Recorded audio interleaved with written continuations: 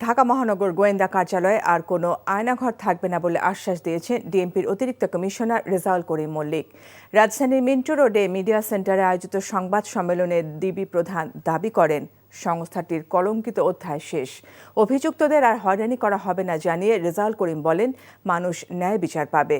গোয়েন্দা পুলিশের কোনো কর্মকর্তা কোনো অপরাধের সাথে জড়িত হলে তাকে আইনের আওতায় আনা হবে বলে জানান ডিএমপির এই অতিরিক্ত কমিশনার। দুর্গাপূজার নিরাপত্তায় রাজধানী জুড়ে ব্যবস্থা নেওয়া হয়েছে বলে জানান ডিবি প্রধান রেজাউল করিম মল্লিক।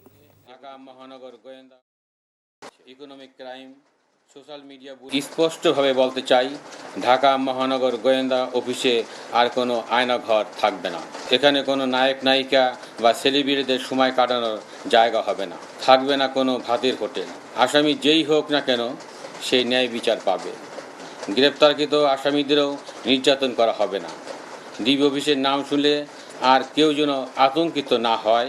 ডিবিকে মানুষের আস্থা ও ভালোবাসার স্থান হিসেবে প্রতিষ্ঠিত করতে চাই। টাকা চুরির জন্য যদি আমার গলায় জুতার মালা পরাইতে হয়, তাহলে আমার শালীর সাথে প্রতারণা করার জন্য তোর ফাঁসি হবে। দুলা ভাই, আপনার তো ঘর জামাই বইলা একটা পরিচয় আছে, আমার তো তাও নাই।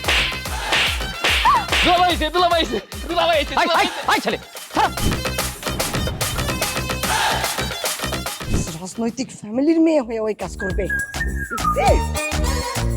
যারে পাবো হারে পিটাবো, রক্তের নেশায় ধরতে, রক্তের নেশায়, কাঁচা রক্তের নেশায় ধরতে।